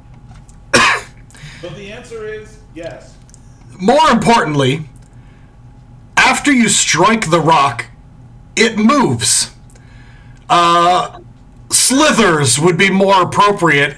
It slides over the thing, and you can feel another tremor underneath the ground before an enormous four-pronged head of a worm comes out about 10 feet away, opens its mouth, and goes, "Rah!" And then roll initiative. Great, we're in tremors now. Yeah, similar.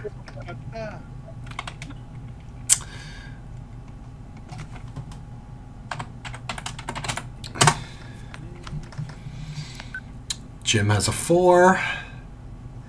I have a 2. Matthias has a 2.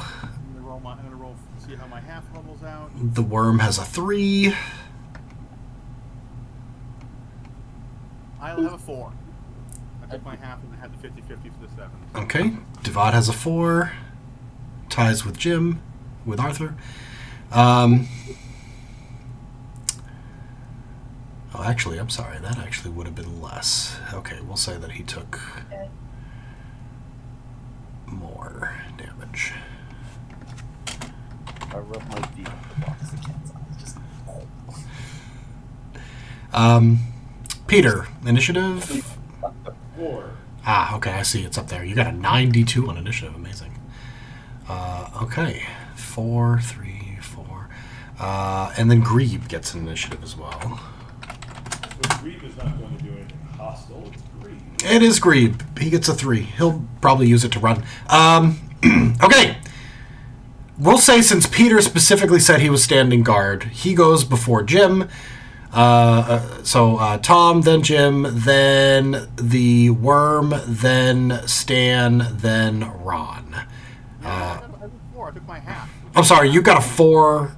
My bad. So Tom, then Devad, then Ron, then Jim, then the serpent, the worm, then Grebe, then Stan. That sounds like everybody. Over the radio was very happy he's missing this. Yep. Unhappy he's missing this. I will say that none of you brought your rifles, but you did all bring handguns. Also, I'm going to assume due to the radiation, we're not actually talking to the Nero right now. That is correct. You have local comms only. Okay, so Peter Langdon is the first to react when this massive serpent head pokes out of the ground 10 feet away from him. I shall shoot it with my pistol. Holy fuck, and you shoot at it.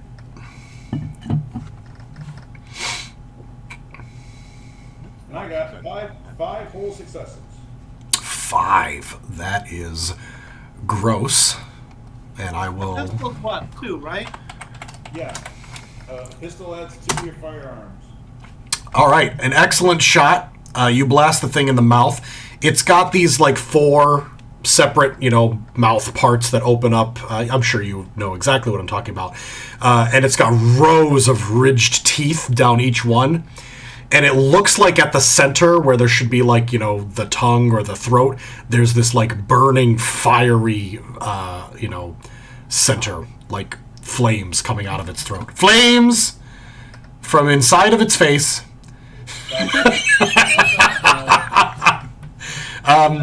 But you definitely caused what you assume is blood, but looks more like magma to blast out of it. Cool. Then we have Devad.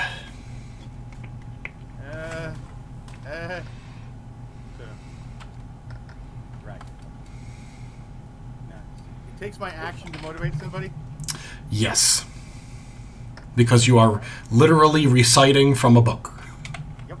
So who comes next? Who comes after me in the initiative? The word. Jim, yes, Jim. Oh.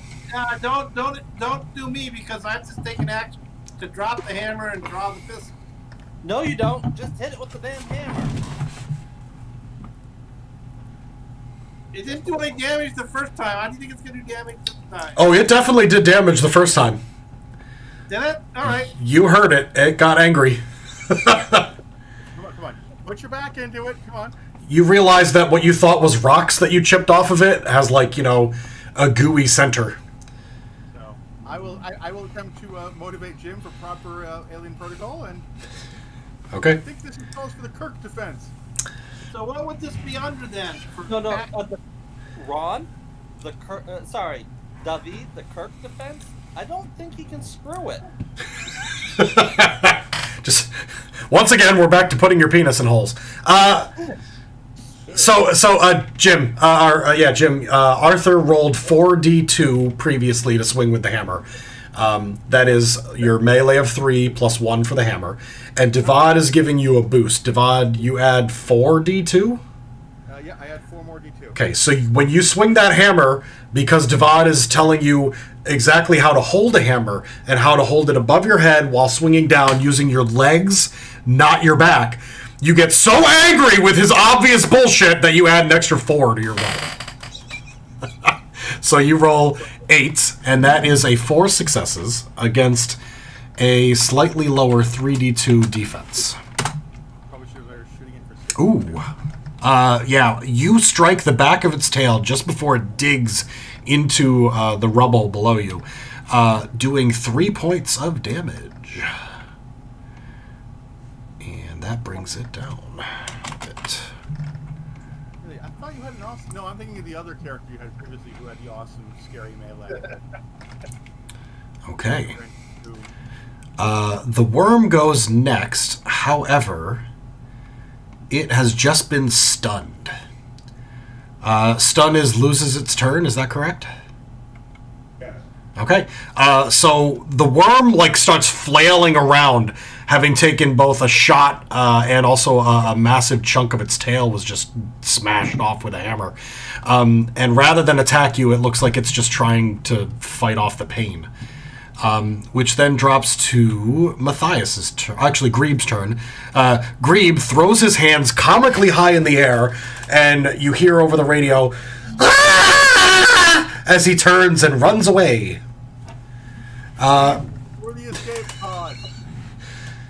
He stumbles a bit as he runs down the hill toward the massive geysers of sulfuric acid. And then Matthias goes. I have a question for you. Yes. Do I need to run after Greeb? It depends on how well you kill this worm. Otherwise, you may be reciting How Not to Be Afraid of Aliens in Space. Volume 3.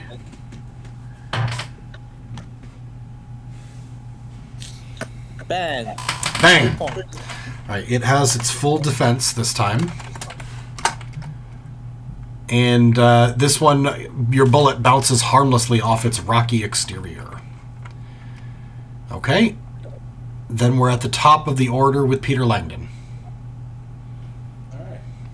Shooting with my pistol. This will probably do a lot of damage. Peter's shots are really good. Thank you Ooh. for the slight timing, Phil. Wow, and then immediately... you still managed to do a point of damage, winging it. And then we go to Devad. You think you got it, or you need more instructions with the hammer? Shoot the thing! Fine. And Greeb, stop running. Bang. Is it... Greeb? If you turn and run, I will shoot you! I get your commentar, but still. Seriously. 2 more points of damage to it. It's still alive, Yes. but it has taken many shots. Is there anything left above the ground for me to hit? No, you'll have to move toward the worm if you want to swing your hammer, and it is your turn. Can I move in and swing? Yeah, it's only 10 feet away. Alright, am I still inspired or not? No. The inspiring, the anger at being told how to swing a hammer only lasted 1 turn. I gotta do. I assume there's a minimum as far as how poorly the defense can go down. 0. Oh, is it? Okay, 0 then. I'll double check, but I believe, yes, at multiple attackers, you can actually get someone down to 0 defense. Okay. I will double check. You can as the GM also just say passive will always work because that's just body. That actually makes sense, especially for this thing being basically covered in rocky hide.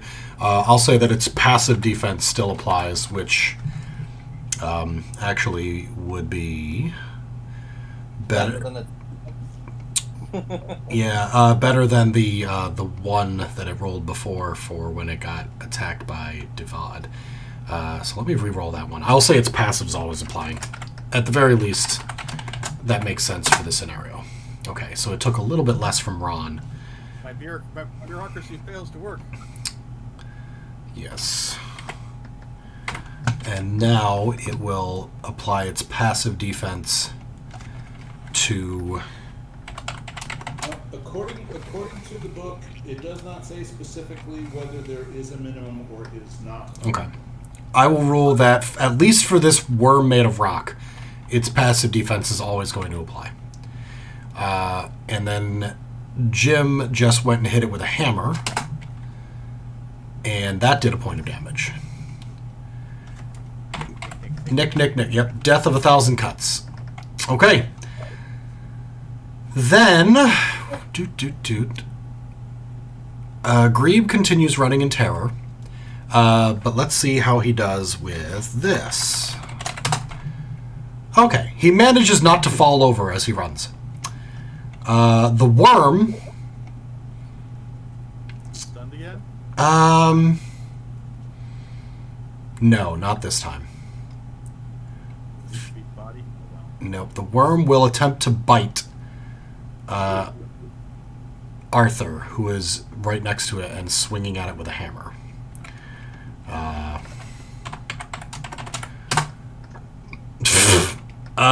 You need to get at least 1 point on your active defense. This should not be difficult. But hey, Yes, it will. stranger things have happened. No, he needs his total defense, not active. Oh, total defense? Well, yeah, sorry, yes, total. Which is good, because otherwise you would have definitely taken a point of damage. Awesome, you still take a point of damage! Well done! Fantastic! Chomp! Oh! For a second, you think Jim's about to lose his, or Arthur's about to lose his whole head, but he gets clamped on the shoulder and screams in pain as rows of rocky teeth peel away that very flimsy spacesuit. And now, you have probably a potentially broken clavicle, not clavicle, clavicle? Shoulder blade, whatever. As well as your suit is now potentially exposed to the radioactive toxins in the air. Now, you have been given a shot for radioactivity, but it's not pleasant. But you're alive, so far. I assume. I assume you have more than 2 hit points. Hit points is based on body, right? Yes. Yes. I'm down 2/3 of my health. Yes. One more hit point. He is Run away. in bad shape. I think you're stunned. 2, you're in a grapple. No, it bit and let go. Oh, okay. Yeah. Now it's Matthias's turn. Alright, I am better at patching things, so I will quickly run over to Arthur and try to patch his suit. Okay. Roll your medical. 7. 7. Okay, that's fantastic. You managed to inject a shot of morphine into his shoulder and then patch up the suit in one quick motion. As you recall, you're actually only down 1 point at the moment because you're on painkillers. It will not be permanent, but you feel much better and like you could continue on, at least for now. Somebody else can swing the hammer at that thing, though. Yeah. Try a pistol. It takes less effort. Peter Langdon is up. Peter will shoot. He goes back to 5 because he had his action. 4. Ooh, that is enough. It rolled very poorly on its defense. And did you A final shot goes into that fiery, mouthy throat area, and it screams out in pain, spewing magma on the ground, and then collapses in a heap. Grebe runs for another round before he stops and looks back, realizing that the radios in his ears are like, "Stop, it's okay." Grebe has never seen a creature like this before. Very terrifying. I apologize for wetting my suit and running. Don't you think Azaleas are terrifying? Azaleas, what is? Ferocious planet. This is incorrect. Earth does not have ferocious plants. You are teasing Grebe. I do not appreciate. This was legitimately a dangerous situation. Oh God, your engineer looks like he may be dying. Will. So, is The leg is no longer being held, and you actually, once the creature has let it go, you actually hear it go beep, beep, beep, and the three pods are retracting, and the drill is starting to go in reverse. Grebe, of course, says, "We should clear the area." Yeah. Last areas are bad. You all collectively, since it is now 10 o'clock, scurry back to the pod. Arthur, as you do, you start to feel like that pain is starting to come back a bit. Ow, fuck, that hurt. I've got burns over here. I've got a bite over here. You get into the pod. You blast off the surface a few moments after the drill does, and you return to the Feldar space station orbiting Lalande 3. And that is where we will end tonight. And you will receive severe medical treatment over the next few weeks, which will slow down the repair of the station, but Grebe says that he can handle it, but he focuses entirely on the Arboretum. He's starving. Because after all, pears. Very, very hungry for space pears. All right, our next projected day of play is August 3rd. Does that work for everybody so far? Oh, I think so. Yes, it is open for me. Okay, I am putting it into my calendar. All right. With all luck, that will work out well for us.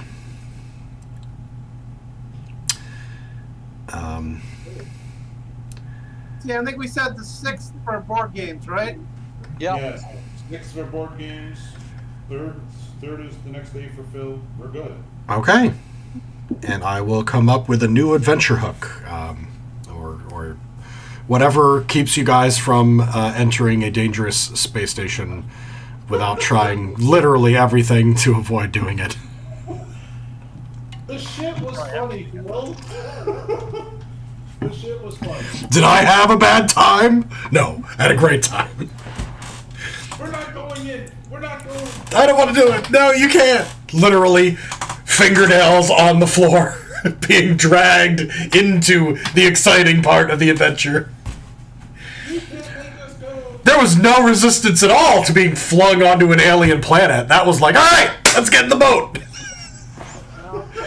Not once did somebody say, wait, can I duct tape 2 drones together to go down there? That's fun. 100% best game. Phil, Yeah. when do the drones unionize for being? Very soon. No, it's specifically forbidden from creating artificial intelligences that are anything more than a remote repair drone because of the whole. Yeah, Russian AI uprising. Yeah. Still, we abuse the damn thing so badly. So much. Yep. I'm sure some company out there is breaking the law right now, but for now, it is highly illegal and morally corrupt to create an artificial intelligence of any type. More importantly, not currently our problem. Also, except for the Feldar. The Feldar did it, and they had no problem with it because their entire planet wasn't irradiated by nuclear fallout because one of them decided, you know what's the most dangerous thing to humanity? Other humans. And decided the best thing to do was wipe them out. It was Thanos.exe. So. That was very cool. Thank you very much, Bill. All right. I hope you guys had fun, and I will see you guys in 2 weeks. See you in 2 weeks. Take care. Good night, everybody. See you guys later. Alrighty, and I will go back to here. Oh, of course, there's no video camera because it was in use by a different program. So why not go to the standby screen? Hello, everybody. Thank you so much for watching me be a nerd with all my other nerds. Let me go ahead and zip back up the list of chat here recently. I've been ignoring it because it does require a gigantic chunk of my attention to play a game like this. But we had fun. It was good. Solowide, welcome. Dirty D, thanks for watching, of course. Taking a few days of vacation, getting the camper ready to go. Nice. Always, man, I haven't been camping in a while. I'd love to get the family to do that, but, you know, it's tough. We've got a lot of issues going on that make it difficult to go camping. But we've been enjoying our swimming pool. That has been a godsend, especially in this 100-degree weather. Your birthday's on Friday. Happy birthday. Happy upcoming birthday, Solomon. Little campground across the river. Oh, God, yeah. Sounds great. I hope you have a great time. That's going to be fun. Love to go again. Dirty D also hasn't been camping in a while. Yeah, the collarbone. I feel like it's called the clavicle. I could look it up, but I'm just going to go ahead and among my many scientific failures is astronomy, anatomy, math, physics, all bad. I've got tents. Yeah, I've got a bunch of tents. I would love to get a... Oh, there you go. A pop-up camper. My wife and I talked about buying that years ago. We never did. But we made our home very comfortable and very, very fun. I don't know, honestly. If I'm not in my own comfortable bed with multiple covers and in at least 66-degree air, I can't fucking sleep. So camping is pretty hit or miss for me. Yeah, total nerds. Very nerds. Clavicle. Yeah, I was right. Clavicle is correct. Thank you, Sullivan. I appreciate not being an idiot occasionally. All right, with that, I'm going to call it a night. Normally, I would stay up till 11, but my kids are in camps in the morning, so I got to take them. And I have a couple chores that I have to get done. Dishes need to be washed, and dogs need to go out and all that. I don't think I would get much benefit out of doing a late night live stream, so I'm going to call it a night, and I will see you guys Friday. Yeah, I believe I'll be, hold on. I think there might be something going on this weekend. Oh, yeah. I think I'll still be doing a live stream Friday. It might be later than usual. I might not get started till 9 or 10 o'clock, so it might be a short one, because I have some family stuff planned for Friday and Saturday, but I think I'll be doing that. So hopefully Friday we'll get to play something. Monday we did a community game. We played Codenames, which was great. I'd love to play that again with more than 4 people, like 6 or 8 would be amazing. But, you know, it's tough to get people together to play video games. So this Friday, who knows? Maybe a simple single-player game, maybe a little Rim World, a little Rim Job, or something new. I've been playing Plebby Quest: The Crusades. I love it. It's like a light strategy historical game. I'll have to show it off sometime. All right, enough blithering. Thank you guys so much for watching. I will see you guys next time. Have a good night. Bye-bye.